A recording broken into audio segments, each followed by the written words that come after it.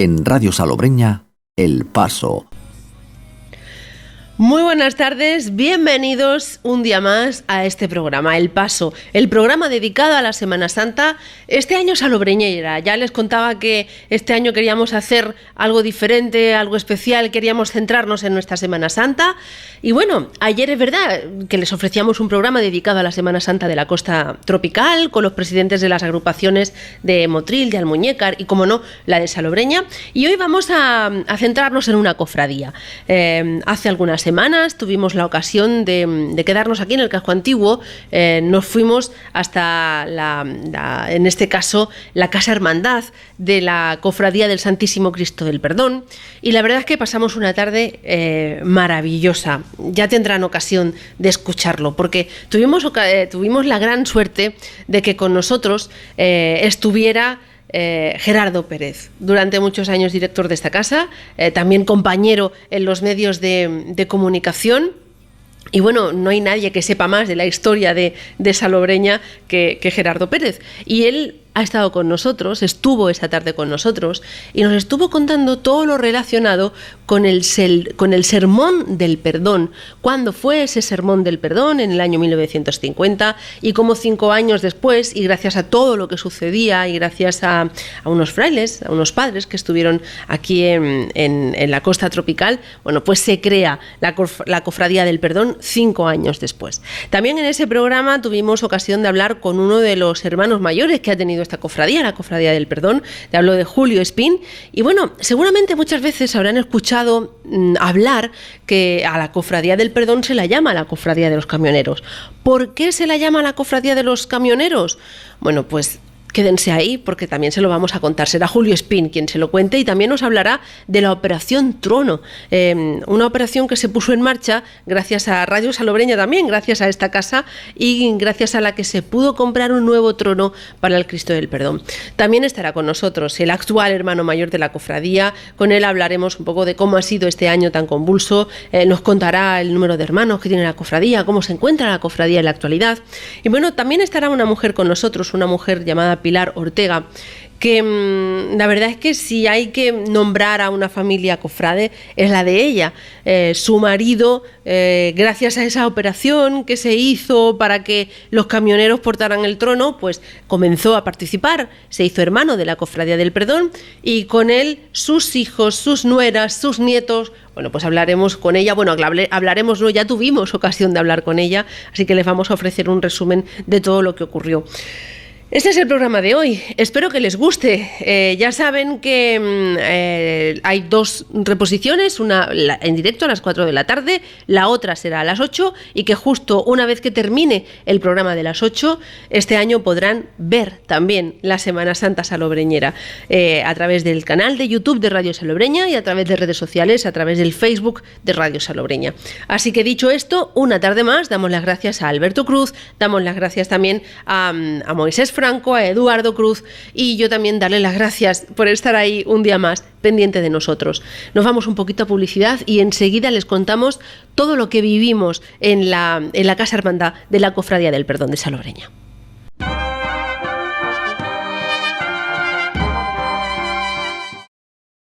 Pues seguimos, como ya les comentamos al principio del programa, hoy la protagonista de esta serie de programas especiales del Paso es la Cofradía del Cristo del Perdón. Les hemos preparado un programa muy bonito, les hemos preparado un programa, yo creo que nos va a ayudar a conocer mejor esta cofradía y cómo ha ido cambiando, cómo ha ido evolucionando con el paso de los años.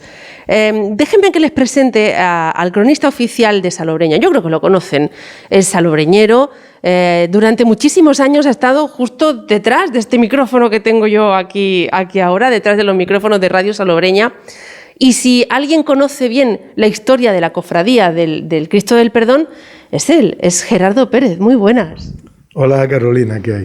Pues con mucha gana de que me cuentes cosas y de aprender cosas sobre el Cristo del Perdón, porque es verdad que junto a la imagen de la Virgen del Rosario y la imagen del sepulcro es la única, ¿no? Fueron 3 solo las imágenes que sobrevivieron a todo lo que sucedió durante la Guerra Civil. Sí, efectivamente, fue un tiempo muy convulso. Todas las imágenes cayeron a la casa de mi abuelo, que vivían justo debajo del paseo de la iglesia, y se libró también la imagen de un niño Jesús, que también es muy antiguo, del siglo XVII, que mi abuelo cogió y le dio tanta pena, ¿no?, que lo lió en un saco y lo metió en el bajo de un piano que siempre había en mi casa, y allí lo metió y se salvó. Y ahí se quedó y se salvó. Y se salvó también. Esas tres imágenes más el niño Jesús se salvaron, el resto fueron destruidas, ¿no? Por la imagen del Cristo del Perdón, el crucificado, porque al principio se le conocía al crucificado, no fue hasta un tiempo después cuando ya se le cambia el nombre. Sí que es verdad que ha pasado por muchísimos momentos muy especiales. Quizá uno de los más especiales fue el famoso sermón del perdón, que empezó a cocinarse a mediados de los años 40, si no me equivoco, ¿no? Bueno, fue en el año 50.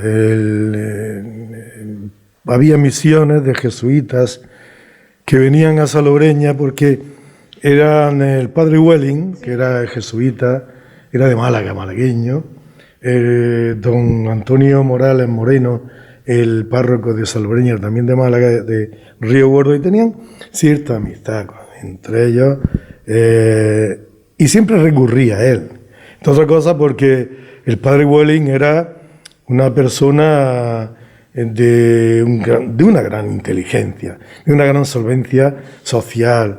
El padre Welling tiene en Málaga el barrio Welling, que lo hizo. Él era un hombre de posibles. Era un hombre de posibles. Era un hombre de posibles, pero además era un hombre, efectivamente, y era un hombre que siempre intentó ayudar y siempre intentó poner de acuerdo a la gente, y siempre era un hombre de paz. Pero hace también casas en Almuñécar, hizo también, hizo en Motril, en el Varadero, un grupo de casas para gente pobre, y en Salobreña también hizo otro barrio que está justo en la antigua carretera a la playa.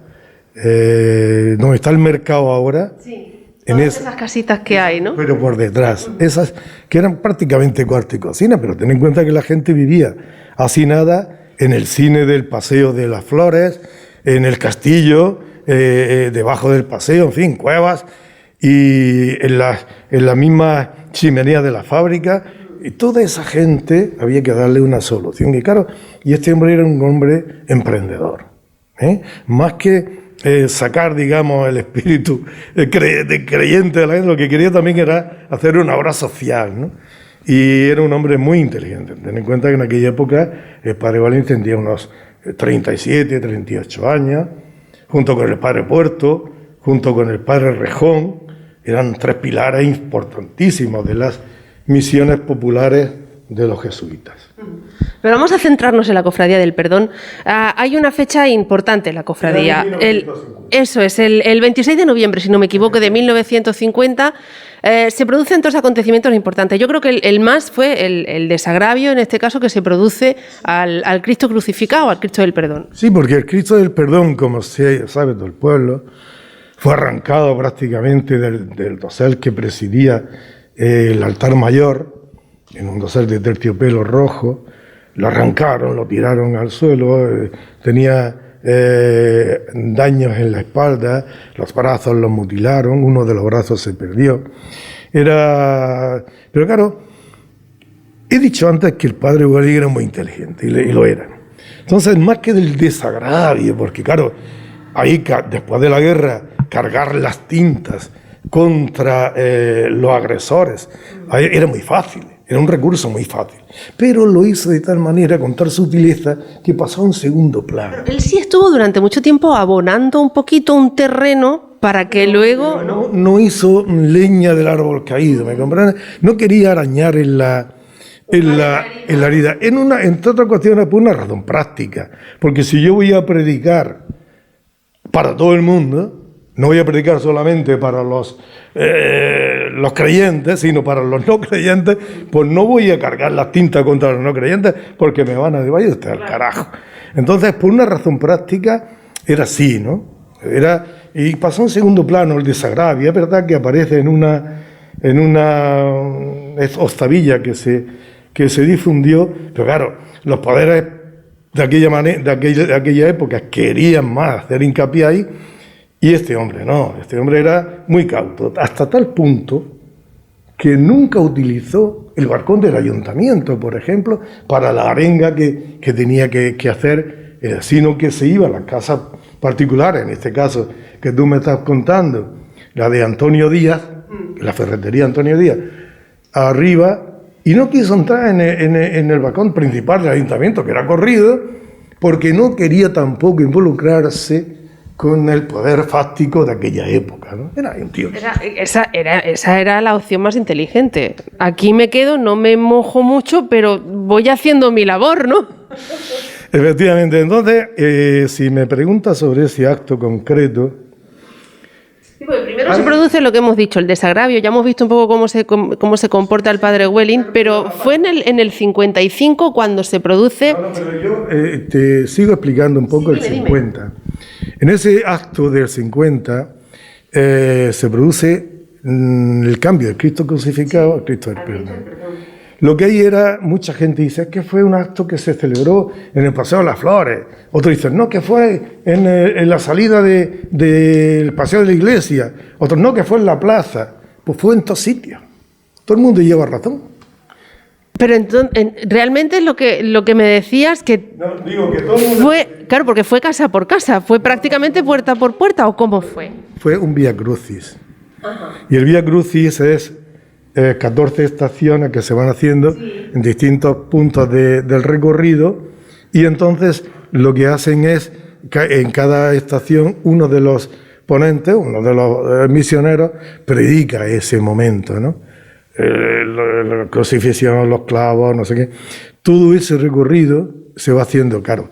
Uno se hace en la puerta de la iglesia, otro se hace en el Paseo de las Flores, y la culminación de ese Vía Crucis, eran 14 estaciones, termina en la plaza. Y la plaza era un hervidero, imagínate tú, que era un verdadero hervidero de gente. Pero vino también gente de fuera, no solo gente de Salobreña, vino gente de toda la comarca. Vinieron aquí, y entonces allí se produjo un hecho muy singular, claro. El sermón del perdón era uno de los sermones que tenían los misioneros. Ten en cuenta que los misioneros, los jesuitas, tenían una experiencia en el tiempo desde 1544, que San Ignacio de Loyola crea la Compañía de Jesús e impulsa de alguna manera las misiones, pero quien le da consistencia a las misiones populares es Claudio Acquaviva, y ya te estoy hablando de 1590, ¿no? Y Claudio Acquaviva era un tío sabía perfectamente dónde podía insistir, dónde podía llegar. Claro, los jesuitas empiezan con la experiencia desde 1590 hasta ahora. Fíjate tú, la cantidad de experiencia que habían adquirido, ¿no? Como para movilizar a los pueblos, a la gente, sacarles por dentro sus emociones más primarias.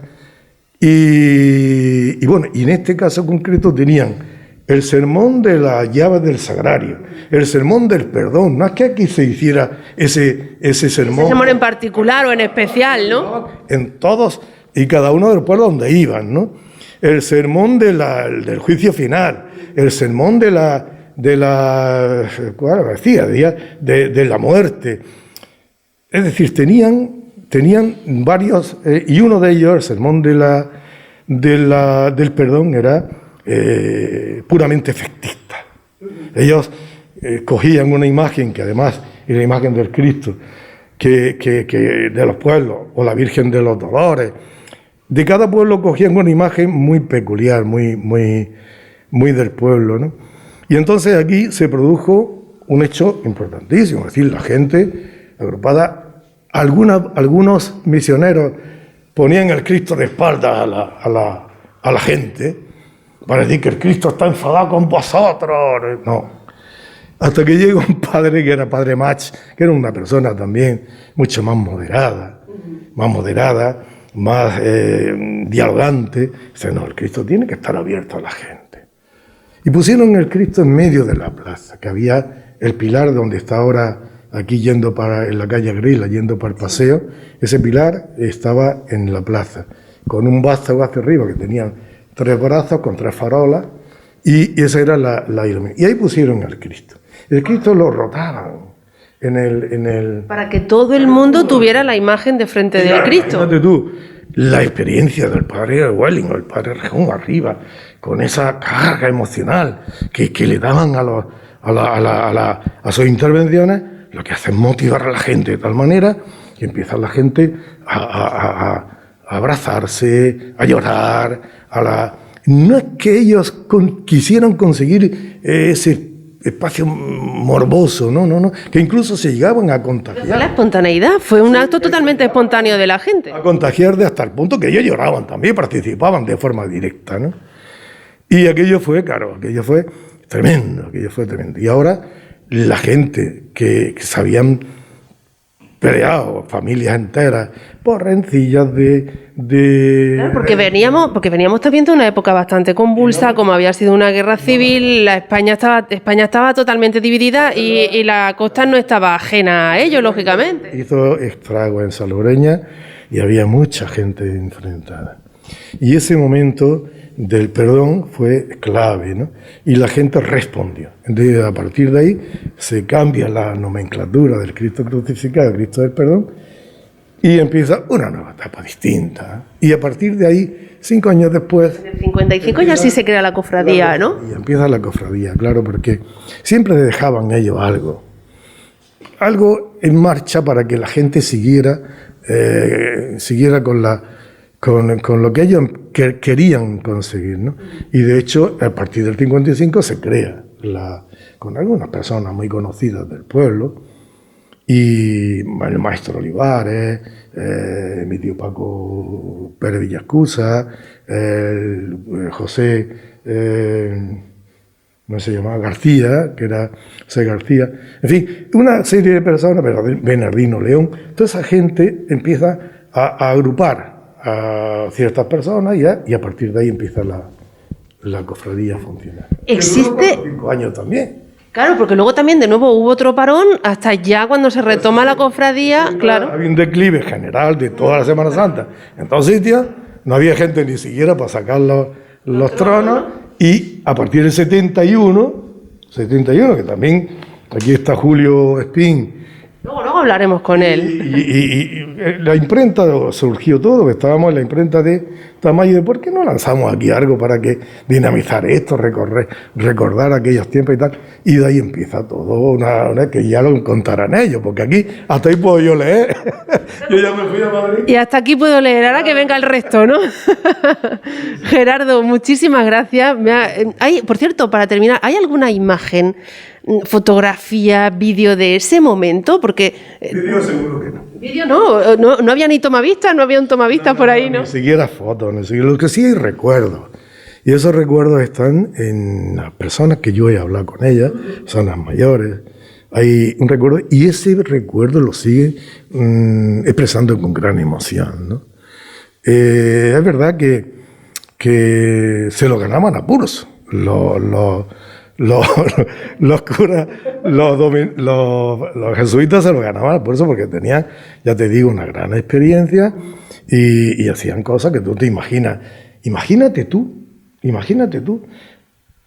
un espacio como puede ser una iglesia, un espacio más bien cerrado, en un pueblo, donde te apagaban todas las luces, con unas antorchas te predicaban el juicio final, el pecado, que te vas a morir, que si no perdonas a tu hermano te vas directamente al infierno, y aquello, y claro, y vamos a atacar los espíritus inmundos, y tenían perros, gatos, negros, los tenían enjaulados, y los echaban en ese momento de convulsión tan impresionante. ¿Creías lo que te dijeran? No, que la gente se desmayaba, que aquello era un lío. Era efectivismo puro, muy puro. Pero claro, el padre Mas, que era una persona, dice, fuera todo eso. Y empieza otra cuestión distinta, ¿no? Menudo giro. Podríamos pasarnos, ya no necesitamos un programa especial, necesitamos varios, Gerardo. Muchísimas gracias por haber estado esta tarde con nosotros. Me ha encantado conocer un poquito más de la historia de Cofradía y además de tu mano. Muchas gracias. Gracias a ti, Carolina. Vámonos un poquito a publicidad y enseguida seguimos hablando de la Cofradía del Cristo del Perdón. Hemos hablado de una época y enseguida hablamos de otra. Vamos poco a poco avanzando en el tiempo. Hasta ahora.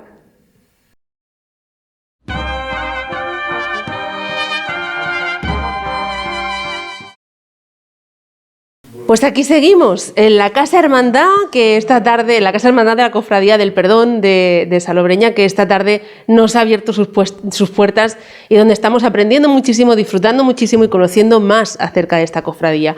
Hemos empezado el recorrido por los años 50 y vamos a seguir, vamos a continuar. Nos vamos hasta los años 70, principios de los años 70, cuando entra en la cofradía pues uno de los hermanos mayores que, si no me equivoco, ha estado más tiempo en ese puesto como hermano mayor de la cofradía. Julio Espín, buenas tardes. Buenas tardes, Carolina.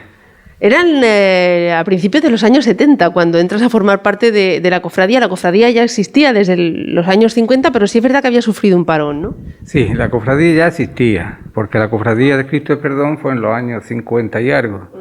Y como aquello fue arrancar de caballo y parar de burro, porque aquello duró un par de años. Al par de años el Cristo dejó de procesionar en su trono. Entonces, en el año 71, yo había terminado el servicio militar y nos juntamos un grupo de personas jóvenes. No quiero olvidarme que Gabriel Márquez, ya para descanse, era el presidente, porque era más mayor que nosotros y era el presidente de la cofradía. En aquella época tan solo procesionaban la Virgen de los Dolores y el Santo Sepulcro. Las demás imágenes, aquello se perdió todo. El Cristo del Perdón sí que lo hacían en Vía Crucis, ¿no? Nunca ha dejado de salir, siempre ha salido en Vía Crucis, pero en su trono dejó de salir durante un porrón de años. Entonces, quiero empezar con la historia como fue. En el año 71, un grupo de personas que nos reunimos, éramos muy jóvenes todos, Gabriel Márquez, repito, era el presidente.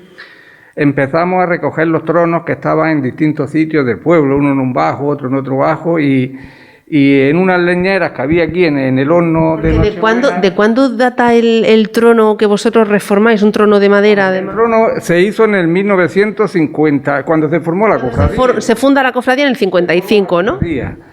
Aquello dejó de salir al par de años, lo mismo que las demás imágenes que salían en sus tronos también dejaron de salir. Nosotros en el año 71 nos juntamos un grupo de personas y empezamos a recuperar tronos, porque como he dicho, tan solo procesionaba la Virgen de los Dolores y el Santo Sepulcro, las demás imágenes, ninguna. Entonces empezamos a recuperar tronos y en unas leñeras que había aquí en el horno de Nochebuena fuimos lentamente durante unos años, poco a poco, restaurándolo todo. Bueno, restaurando los tronos que sí estaban ya, ¿no? Que medio estaban, que servían todavía. Entonces, cuando llegó el Cristo del Perdón, el trono, pues era un trono muy pesado. Era un caón de madera, entonces. De madera maciza, aquello pesaba pues, un matacristiano, como decía mucha gente. Y luego teníamos que estaba todo apolillado, todo podrido. Pero eso era un peligro también, poder sacarlo a la calle. Tan solo procesionamos un año en su trono real de un principio, pero teníamos mucho miedo que aquello se abriera por la mitad, pasara cualquier cosa. Entonces, ahí fue cuando se hizo la Operación Trono. ¿Qué fue la Operación Trono? ¿Qué significó la Operación Trono y quiénes fueron los encargados de esa Operación Trono? Bueno, en primer lugar, la Operación Trono, hay que dar las gracias que Radio Salobreña ya había comenzado. Fue en el año 88, el mismo año que empieza Radio Salobreña su andadura. Cuando empezó Radio Salobreña, efectivamente. ¿En qué consistía la Operación Trono? Por la Operación Trono, todos los negocios de Salobreña donaban lo que cada uno tenía. Entonces unos tenían su precio de origen y otros pues se iba pujando la gente. Por lo tanto era una subasta de los productos que donaban los comerciantes. Una subasta de todo lo que el comercio de Salobreña cada uno daba. Y unas cosas se subastaban mucho más de su precio, otras cosas se hacían por el precio de origen que tenía estipulado, y así se fue recaudando para hacer... Porque ¿cuánto costaba un trono menos pesado? Porque claro, vosotros queríais un trono de aluminio, porque ¿cuánto costaba y cuánto se consiguió recaudar en esa Operación Trono? El trono en aquella época costó más de $500,000 de las antiguas pesetas, que era un dinero bueno. No considerable, estamos hablando de los años 80. Entonces lo que se hizo fue hacer cajón de aluminio, que actualmente este trono está de cajón de aluminio. Entonces se le despegaron las tallas, que son las mismas tallas de un principio, se le despegaron las tallas, que las tallas estaban bien, no estaban... Por lo tanto, estas tallas sí son las originales. Las originales. Entonces al cajón de aluminio se hizo exactamente igual que el otro trono y se le acoplaron todas las tallas que tiene. Entonces ya el trono se quedó reducido a menos de la mitad de su peso. Ya lo va... Ahora mismo, ¿cuánto pesa el trono, por ejemplo? No me he puesto nunca... ¿Qué? Lo has cogido un peso a ver, ¿no? A veces, pues cuando era una joven no sé lo que pueda pesar el trono. 200 kilos, 300 kilos. Luego lo que más pesaba eran las baterías. 2 baterías grandes que se le ponía, que cada batería eran 60 kilos. Lo que sí te digo que el Cristo pesa los 100 kilos larguillos. Eso sí te lo... Sí, salíais cada Jueves Santo, salíais con unos 400, 500 kilos a hombro. 500 kilos. Entonces ya fue muy fácil, gracias a Radio Salobreña, que fue la que sin ella no se hubiera podido realizar... Y sin la ayuda de todo el pueblo, la verdad, que ahí colaboró todo el mundo. Todo el pueblo, se consiguió hacer tronos de aluminio, entonces ya era un trono que ya, este trono pues ya no es el peso que tenía antes, y primero que el otro estaba todo podrido, todo apolillado del abandono que había tenido en todos esos años.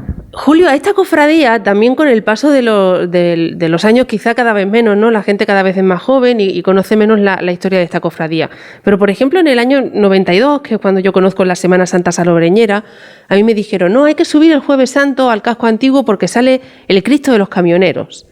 Bueno. ¿Por qué a esta cofradía se la llama la Cofradía de los Camioneros y al Cristo del Perdón se le llama el Cristo de los Camioneros? ¿Cómo se origina todo eso? Bueno, cuando se terminó el trono, yo me encontraba con un problema, que no había gente para sacar el Cristo. Entonces, en esa época, había un gremio muy grande en Salobreña de camioneros, y todos jóvenes, todos con 30, 20 y tantos, 30 años, en la flor de la vida. Con unos hombros preparados para poder llegar el trono. Ocurrió que la única forma que se podía sacar el trono era hablando con los camioneros, que los camioneros, el boca a boca, fueran unos con otros y juntarlos a todos para poder sacar el trono. Y efectivamente, aquella idea que tuve fue maravillosa, porque gracias a todos los camioneros se pudo sacar el trono. Porque ya no solo arrastraste a camioneros, que eran los que te hacían falta para llevar el trono, sino que arrastraste a toda la familia prácticamente. A toda la familia.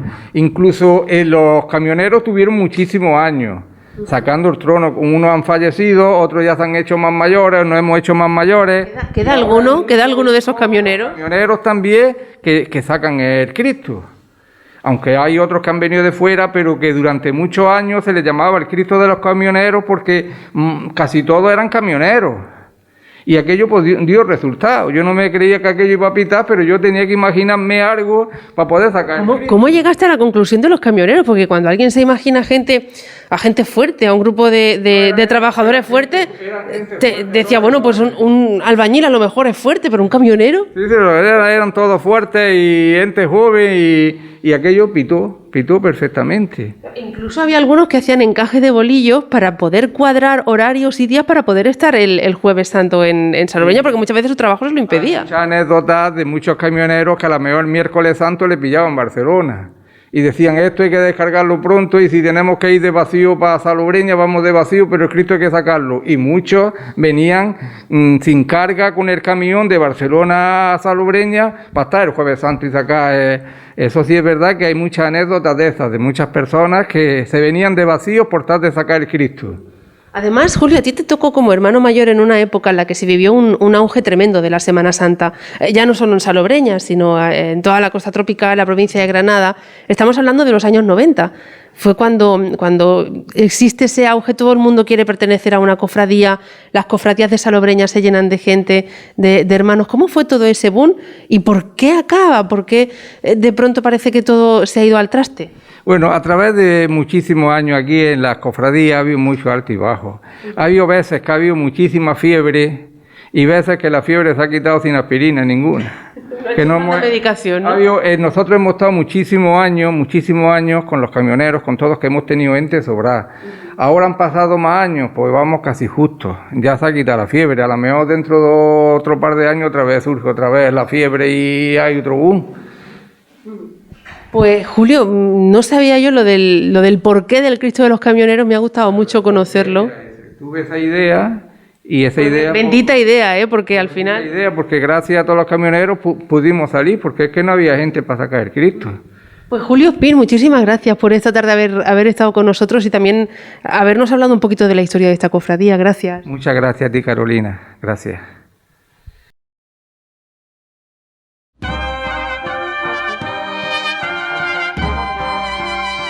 Qué bonito recorrido el que estamos haciendo hoy por la Cofradía del Cristo del Perdón de Salobreña. Empezábamos por los años 50, hemos luego hecho recorrido por los 70, 80, 90 y vámonos a esta década, desde que empieza el milenio hasta ahora. Y sobre todo yo quiero aprovechar porque hacer un proyecto como este, un programa como este, pues no es fácil, ¿no? Y además este año que hemos hecho un despliegue, como hemos dicho en Radio Salobreña, nos hemos liado la manta a la cabeza y hemos querido hacer algo muy especial y algo muy bonito. Y sobre todo hemos querido que las personas que hacen las cofradías sean las protagonistas. Y en este caso yo creo que está siendo así. Me van a dejar que presente al hermano mayor de la Cofradía del Cristo del Perdón, que nos ha abierto las puertas de esta Casa Hermandad esta tarde. Nos ha dado todo, han sido facilidades y le damos las gracias también por eso. Paco Villascusa, Francisco Villascusa, buenas tardes. Buenas tardes, Carolina. Primero de todo, muchas gracias por abrirnos las puertas de esta Casa Hermandad, que nos hemos quedado todos muy sorprendidos cuando hemos llegado. Hemos dicho, bueno, es enorme. Bueno, esta es la casa del pueblo, de todos los cofrades de Salobreña.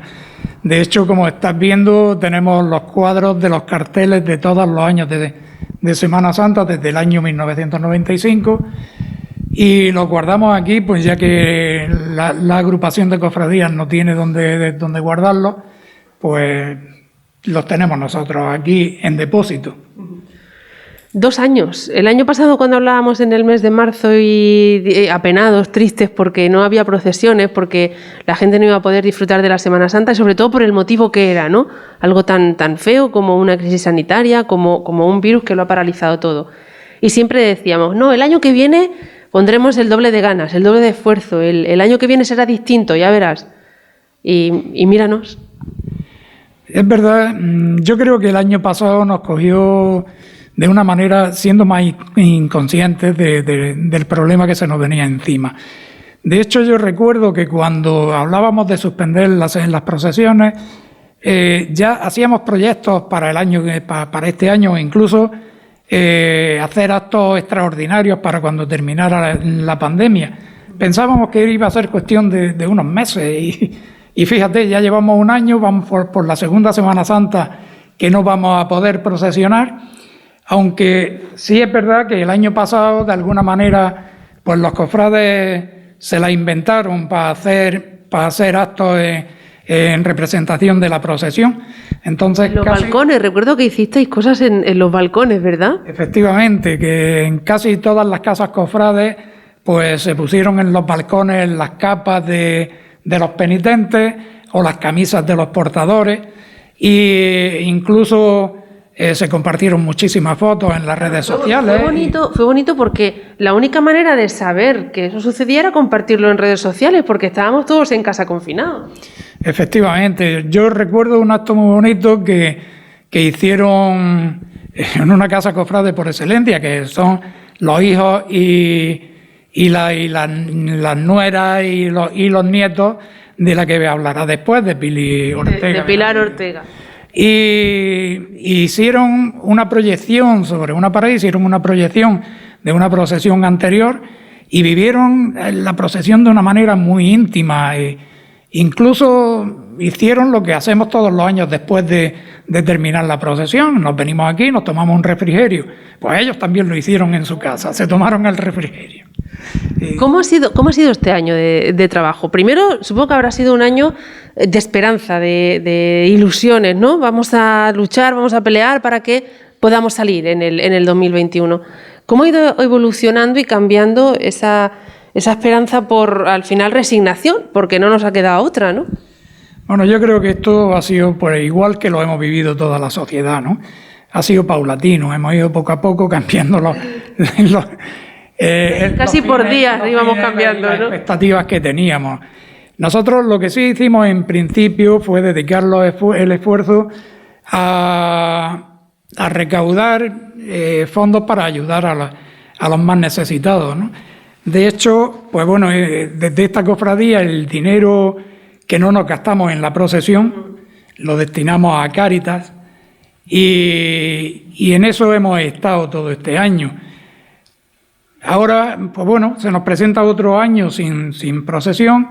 Ya lo teníamos asumido desde hace mucho tiempo que esto iba a ser así y supongo que haremos lo mismo. Intentaremos recaudar fondos e incluso parte de las cuotas de los cofrades las volveremos a destinar a Cáritas. No están siendo años fáciles ni para esta cofradía ni para ninguna otra cofradía, pero sí es verdad que hay que doblegar los esfuerzos y sí es cierto que ahora más que nunca es cuando se tiene que notar y cuando se tiene que todo el mundo debe saber cuál es el trabajo real de una cofradía, de una hermandad en este caso, ¿no? Porque ¿cuántas personas forman parte a día de hoy de la cofradía del perdón? ¿Y cuántas personas habéis estado durante este año haciendo ese trabajo un poco más en silencio, un poco más callado, que es el de ayudar y de echar una mano? En la cofradía actualmente hay 298 cofrades que pagan sus cuotas religiosamente. La labor que hemos venido haciendo ha sido, pues como en todas partes, vía WhatsApp, vía Facebook, las reuniones de la Junta de Gobierno virtuales y sí hemos ido tomando acuerdos que luego el encargado de cumplir cada uno de los acuerdos pues se ha tenido que encargar él solo de hacerlo. Pero bueno, hemos salido este año. Mantenemos las ilusiones intactas. Lo que no sabemos es cómo responderá la gente el día que esto termine y podamos volver a sacar el Cristo a la calle. Yo espero que con ansias renovadas, porque tendremos que dar gracias por muchas cosas que han pasado durante este año y el tiempo que nos quede. ¿Crees que esto puede ayudar a que la gente a lo mejor se haya reconciliado con su Semana Santa, se haya reconciliado a lo mejor de alguna manera con la religión? Y es lo que tú decías, hay que dar gracias por muchas cosas y que quizá ahora vuelva a haber otro auge, igual no más que en los 90, pero sí algo parecido, esa gana de estar ahí, de ayudar, de echar un hombro en este caso. No lo sé, Carolina, porque ya digo, hay que dar muchas gracias por muchas cosas, pero también hay muchas familias que lo han pasado mal. Suerte tenemos de que en Salobreña no han sido muchas las pérdidas personales que hemos tenido, ¿no? Pero en sitios donde en España ha muerto muchísima gente, unos darán gracias y otros culparán. ¿Cómo vamos a reaccionar cada uno? No lo sé, ya te digo, es una incógnita. Yo tengo la ilusión de que sea así, de que la gente reconozca que hay que dar gracias y volvamos a retomar esto con ilusión renovada, ¿no? Pero no lo sé, es una incógnita. El tiempo lo dirá. En estos últimos meses o en este último año, yo creo que todo el mundo ha dicho en alguna vez, cuando todo esto acabe, cuando todo esto termine, cuando pueda salir el Cristo del Perdón a la calle, cuando llegue ese Jueves Santo en el que el Cristo del Perdón pueda de nuevo, se abra esa puerta, ¿no?, de la Iglesia del Rosario y salga a la calle, ¿vais a hacer algo especial? ¿Habéis pensado en que sea de una manera especial o vais a mantener la costumbre de estos años atrás? A ver, yo lo que sí había pensado en principio, y así lo propuse en la agrupación de cofradías, pensando que esto iba a ser una cosa pasajera, que iba a durar poco tiempo, propuse hacer algunos actos, entre ellos pues un Vía Crucis de hermandad, en agradecimiento a que esto había terminado. Pero es que, fíjate, llevamos un año y todavía no ha terminado. Y vamos a la segunda Semana Santa en la que no vamos a poder salir a la calle.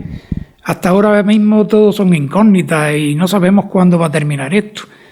Supongo que terminará con las vacunas, pero es que las vacunas también ya estamos viendo cómo van, a un ritmo muy lento.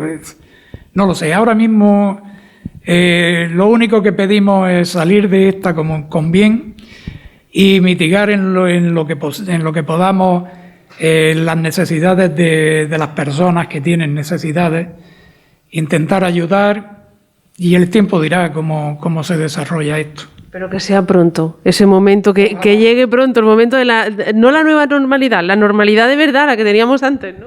Ojalá, eso es lo que queremos todos. Luego, es que por otro lado decimos, ¿saldremos mejores? Pues no lo sé.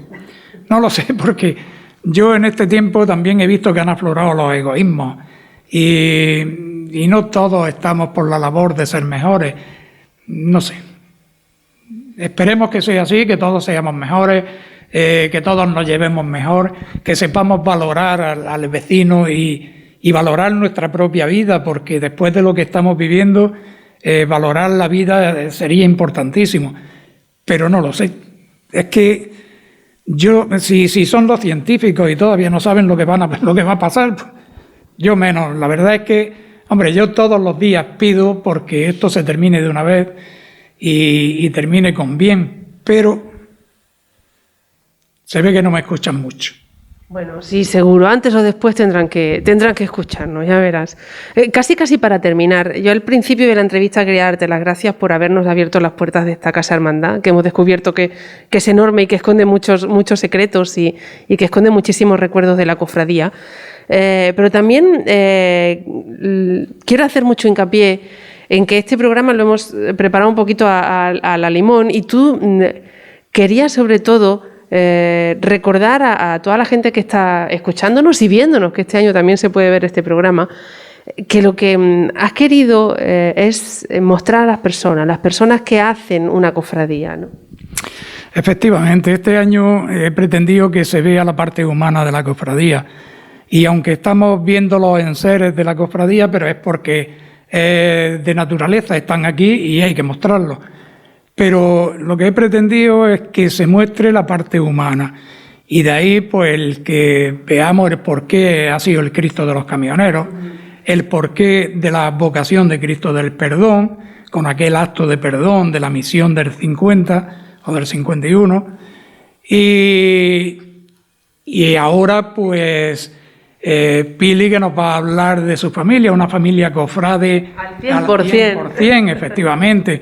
Una familia en la que empezó su marido como portador del Cristo, pero le siguieron sus hijos, sus nueras, sus nietos, y además una familia que ha tocado todos los palos dentro. ¿Me estás haciendo spoiler de la entrevista? luego Pili no va a poder contarme nada. Sí, Pili va a contar todo, todas las anécdotas, las vivencias que ha tenido. Que no son pocas.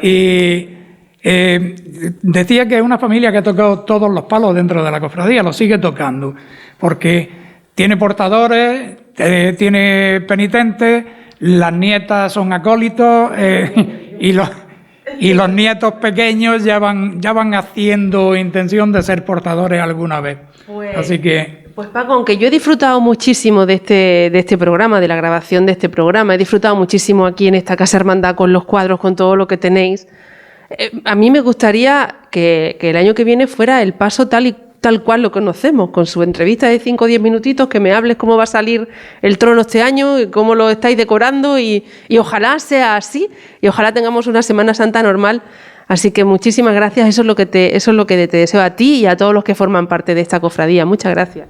Muchas gracias a vosotros por este programa especial, a pesar de no haber salidas procesionales. Pero mira, nos ha valido para mostrar la parte humana de las cofradías. Muchas gracias, Carolina. A ti siempre, gracias.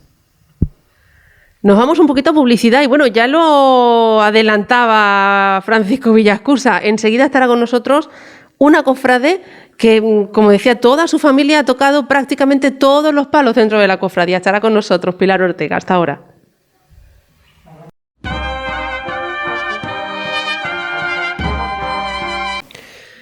Pues casi nos lo adelantaba todo el hermano mayor de la Cofradía del Perdón, casi nos dejaba sin temas de los que hablar, pero sí hay muchas cosas de las que hablar. Y es que es una familia por entero dedicado a la Cofradía del Cristo del Perdón. Prácticamente todos los miembros de esta familia han pasado por esta cofradía y han tocado todos los palos. Hemos tenido costaleros, hemos tenido penitentes, penitentas, y creo que algo más. Ahora nos lo va a contar todo Pilar Ortega. Pili Ortega, muy buena. Hola, buenas tardes, Carolina. Ya no solo que haya pasado tu familia por la cofradía, es que muchos de los trajes han pasado también por tus manos, porque te has encargado de confeccionar muchos trajes. Muchísimos trajes hechos, muchas camisas para la cofradía y todo lo que ha podido hacer, que hasta dentro de mí lo he hecho. O sea que sí hemos colaborado todos con lo que hemos podido. ¿Cuándo empieza la relación de tu familia? Porque creo que fue con tu marido y por ese llamamiento que se hizo a los camioneros de Salobreña, porque claro, tu marido era camionero y fue uno de los camioneros que acudió a la llamada de Julio Espín, ¿no? Exactamente, mi marido fue uno de los primeros de mi familia, luego mi hijo, luego mi nuera, luego mis nietos, mi hermano, mis cuñados, hermanos de mi marido, o sea que están todos con su Cristo del Perdón. ¿Tú recuerdas el momento en el que llega tu marido a casa y te dice, mira, que he hablado con Julio Espín y que me ha pedido ayuda para... ¿Cómo lo recuerdas ese día? Muy emocionadamente, cuando llegó, que mira, que nos vamos, que voy ahí, me están llamando gente por Cristo del Perdón para poder costeleros, para poder sacarlo y tal y cual, que nos apuntamos. Pues la verdad que con mucha ilusión, pues ya salió, luego los niños también, pues ya está. Como ha dicho Julio, una de las veces le pilló en Barcelona y fue a mi marido el que le pilló en Barcelona. Y ya se vino de vacío porque tenía que sacar a su Cristo. Otra vez le pilló en Madrid estaba más cerca, también se vino de vacío porque tenía que salir con su Cristo. Cuando llegaba el miércoles santo, a las 3 de la tarde o a las 4, ya veía que no venía, que ya no iba a cargar, ya pillaba el coche, levantaba el coche para mi casa, a sacar a mi Cristo por la noche. Llegaba con la hora raída, porque las carreteras estaban un poquito más malas que las que están ahora. Y hasta incluso se comía un bocadillo, ya vestido de costelero, iba por la calle para arriba comiendo ese bocadillo para llegar a sacar a su Cristo. Lo mismo es que mi hijo, que también es camionero. Antes de hablar de tus hijos y de toda la familia, los hermanos también de tu marido, si no recuerdo mal, era Miguel, ¿no? No, Miguel era mi marido. Mi cuñado Pepe, que en paz descanse, era costelero. Manolo también, ¿no? Manolo, Antonio y Salvador. Era costelero. Luego de ellos mi hermano Pepe también, mi cuñada Mari también. O sea, yo también me vestí también de penitente. O sea que estábamos toda la familia completa. Porque además eran conocidos, era la familia de los Merguizos de aquí de Salobreña, ¿no? Eran los García, los hermanos García, y todo el mundo los conocía como los Merguizos y además prácticamente todos, lo estás diciendo, participaron y formaron parte del perdón, ¿no? Exactamente, todos eran costeleros. Además de ellos, hasta un niño de mi Javier, que se vistió, pues tendría 5 años. Cuando se vistió, y entonces le decía yo, pero tú no puedes ir de costelero, tú eres muy pequeñico. Dice, no, yo te pongo un capuchón y te hago el capuchón. Y él decía, no, abuela, yo quiero ir de costelero, si es que lo que yo quiero es llevar, señor. Pero el niño, si tú tienes 5 años no puedes decir, pues yo voy y lo llevo. Y iba y hacía el recorrido, que antes hacía el recorrido por la radio, para abajo, sí, por la calle. Pues él hizo el recorrido entero con la edad que tenía y no se cansó siquiera. Todo el recorrido, de una fe extraordinaria. De este año había otro que queríamos que pasáramos a otro cofrade y ha sido también que se quiso apuntar para que salí, de hecho, de monaguillo. De hecho, le dieron la ropa para vestirlo. Yo pensaba que ese no iba a ser de la cofradía del Cristo del Perdón, pero no, me ha salido también lo mismo. También, entonces, todo, menos la niña no ha sido del perdón. La niña no ha sido del perdón, pero bueno, pero tiene su fe también. La fe no hay que se la quite. Yo recuerdo, porque como lo he vivido también con vosotras, recuerdo perfectamente cómo eran los días previos o los meses previos a la salida procesional. Que fueras capuchona también. Yo también fui de capuchón por tu culpa. Pues sí, es verdad, que se obligué a que fuera también de capuchón. He hecho todo lo posible. Pero vamos a que la gente que nos está viendo, la gente que nos está escuchando, se sitúe en esos meses previos. Porque donde tú vives, tú tienes una cochera, que esa cochera durante los meses previos era un ir y venir de gente para medirse, para mirar las telas, para ir cortando los capuchones. Claro, los capuchones para que se los llevaran y lo hicieran a ellas, que le costaran menos y toda la pesca. De eso lo he hecho mucho. Yo no sé, yo he perdido la cuenta. ya de las pilísimas capuchones que se han hecho. De hecho, me ayudaba a mis cuñadas también a hacer los capuchones, me echaban, porque había algunos que te lo hacíamos, pero no cobrábamos, es que éramos muy bondadosas, lo hacíamos de parte. Y también para varias cofradías, porque el mío, que no era de la cofradía del Perdón, también salió de allí. También. Yo es que, ¿me entiendes? Con toda, me solidarizo con todas las cofradías y la verdad que para mí, pero el Cristo del Perdón es el Cristo del Perdón. Ese es el que ahora mismo nosotros es con el que más cosas tenemos. Que todos son los santos y todos me gustan y a todos le hago lo que pueda hacer y que estén en mis manos, lo pueda ayudar, a todos les ayudo. Y hay algo que a mí me llamaba mucho la atención de ese Jueves Santo. Era que era como una fiesta. Sí, pero ya no solo fiesta, sino estaba el tiempo totalmente calculado. Te levantabas, preparabas todas las ropas de todos, todo bien planchadito, todo bien colocado en el armario, bien estirado. Cuéntame, ¿cómo era esa habitación? Tú lo has visto porque has estado allí conmigo. Tú has tenido la certeza de vernos allí como lo hemos vivido, lo bien que hemos estado y cómo lo hemos preparado todo. Para cuando llegara esa hora de tener que sacarlo, que fueran con esa alegría y con esa ilusión que lo sacaba. Bueno, ¿y cómo era que ese momento en el que se iban sumando cada vez más trajes que planchar y cada vez más trajes que preparar para ese día? Pues yo descansaba poco.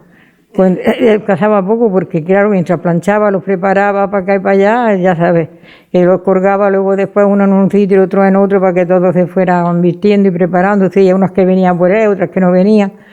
Pero bueno, pues ya está, pero hemos salido. Ahora quería que viniera otra vez esa fuerza que tenemos bastante, que toda la gente que colaborara como antes en aquel entonces estábamos colaborando y que fuera por lo mismo de fuerte que nos dio aquella fortaleza y aquella fuerza que nos dio para poder seguir adelante. Que ahora pasará lo mismo, pero que ya, a ver si este año ya que no podemos, porque el año que viene, si Dios quiere, que salgamos. Y lo sacamos. ¿Algunos de tus nietos se han quedado con ganas? Hombre, ese sí se ha quedado con ganas, porque yo me hizo mucha gracia, porque estaba mi hija y yo, estábamos las dos, y llega, dice que yo quiero ir de capuchón, eso fue el año pasado, que yo quiero ir de capuchón, abuela. Digo, pues bueno, te hago lo que quieras que te haga, capuchón. Dice, no, yo quiero ir de monaguillo. De hecho, he tenido dos nietas que han ido de monaguillo muchos años. Y luego digo, pues entonces, pues si quieres ir aquí, ellos nos dieron la bata para que se vistiera, pero se quedó con las ganas de ir. No, como no hubo, pues no pudo salir el chiquillo de... Pili, nos hemos quedado en la mañana del Jueves Santo, la mañana en la que tú te levantabas, era una fiesta en casa, preparabas todos los trajes, pero ¿y el momento de que ya toda tu familia se iba para el casco antiguo? Y tú los veías porque además ibas a verlos a puntos estratégicos, ¿no? Exactamente, de modo ya de cuando ya llegaba la hora de tener que irse, tenían que cenar antes de venirse, tenían que correr y todo, porque no éramos uno, estábamos una pila. Es que venían hasta mis sobrinos, que están en Málaga, viven en Málaga, tú los has conocido, venían ellos y también se vestían también. Cuando estaban más pequeñicos, ya más grandes, pues ahora no vienen llevar ya una pila de tiempo, pero han venido también, se han vestido también de costeleros, o sea que esa ha sido toda la familia entera, hacerle trajes para todos y eso. Y cuando los veías, ¿cómo vivías tú la noche del Jueves Santo? ¿Cómo lo vivías sabiendo que tu familia, tu marido, tus hijos, tus nueras, tus nietos, todos estaban ahí? Todos estaban ahí, gracias a Dios. Pasaba un rato cuando veía que mi marido no llegaba. Pero ya cuando ya lo veía entrar, porque entraba con Laura, reía porque le pillaba lejos, le tenía que venirse, y entonces cuando ya lo veía yo, porque yo era la ilusión que yo le veía, es que tenía con el Cristo, entonces cuando lo veía yo veía que me relajaba, me sentía ya insegura ya de pensar de si ya está aquí, gracias a Dios ha venido, has querido que venga, has querido que llegue para sacarte, y cada vez que se iba de viaje y le tocaba que ya venía su santo y que tenía que sacar su Cristo, hacía todo lo posible por estar aquí. Me emociono. Pues hacía todo lo posible el pobre por venir a sacar su santo. Porque fue casi hasta el último momento que tu marido estuvo llevando al Cristo. Sí, ya como se puso malo el pobre ya no lo podía llevar, pero ellos lo llevaban hasta la puerta de mi casa y yo le abría la puerta para que viera su santo. Y ya el último año no lo vio porque se quedó ciego y no lo veía. Y me decía, Pili, no lo veo, Pili. Dijo, tienes que verlo. Si Dios quiere, te lo veré. Y con la ilusión que yo le decía, tienes que verlo, entonces me dijo, y parece que sí lo estoy viendo. Y le salió a la calle y le pidió con aquella fe al Señor. no me quiten la vista, si me quito otras cosas, no me quiten la vista. Pero bueno, no hubo fe ninguna, se perdió la fe porque en aquel momento lo perdimos todo. Pero salimos y parece que nos da fuerza al Señor, que nunca siempre está ahí. Por mucho que nos haga, por mucho que nos pase, siempre está ahí. Siempre lo recordaremos porque ha sido para nosotros, era comprar un camión y el primero que entraba era él en el camión, con su estampica de su santo. Y mi hijo 3/4 de lo mismo, el otro 3/4 de lo mismo, compran cualquier cosa. Y eso, y sí es verdad que me la ha guiado siempre por buen camino, que nunca ha tenido un trompiezo, nunca ha tenido nada de un trompiezo, se fue al otro mundo sin tener ningún accidente y sin tener de nada. Gracias a Dios, gracias a él también. Ay. ¿Y ahora cómo sigo yo después de esto, Pili? Que lo que sí es verdad es que ha sabido, Miguel supo contagiar esa fe, contagiar esa ilusión por el Jueves Santo. Sí, es verdad que contagió a toda la familia. Es tanta la fe que ya te la está diciendo Paco, que el año pasado, pues como no había Semana Santa, mis hijos se vistieron porque viven todos juntos. Hicieron como una especie de cinema paradiso porque pusieron una pantalla en la zona donde está el Colegio Mayor Zaragoza, ¿no? Pelos de punta, además grabado lo tengo, pero eso es digno de ver. Pusieron la pantalla, pusieron su música de sus tambores y todo, y aquello fue una maravilla. Aquello lloraban hasta las piedras. Yo, cuando me lo mandaron mis hijos al vídeo, yo decía, madre mía, qué valor han tenido, lo que han hecho, qué cosas más lindas. Digo, estuvo precioso. Y Paco y ellos ya lo han visto, lo vieron y dijeron, vaya una cosa garbosa que ha hecho el chiquillo. Ese fue mi Javier que lo hizo, mi Javier. Pero es que es mucha devoción la que tienen todos, del más chico hasta el más grande. Que tengo 17 y los 17 son. Pues somos. Sois todos, aquí no se libra nadie.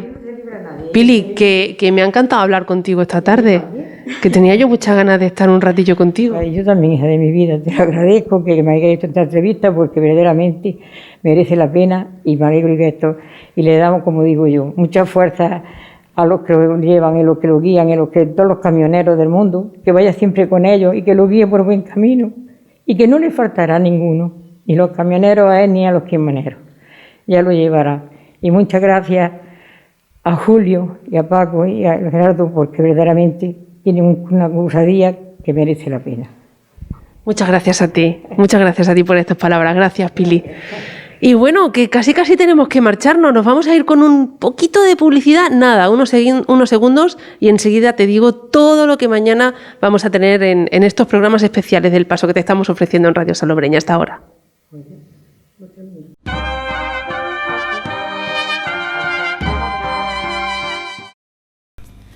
Qué difícil, ¿verdad? No emocionarse con todo lo que hemos vivido esta tarde. Espero que les haya gustado. Nosotros de verdad que aprendimos muchísimo. Nos encantó que nos abrieran las puertas de la Casa Hermandad, que nos trataran con tanto cariño como nos trataron. Así que les espero mañana. Mañana de nuevo estaremos aquí a las 4 de la tarde. Si nos escuchan en directo a esa hora. Si no, pues a las 8 en su reposición. O bueno, ya saben que también este año nos pueden ver a través del canal de Facebook y de Radio Salobreña y también a través del canal de YouTube de Radio Salobreña.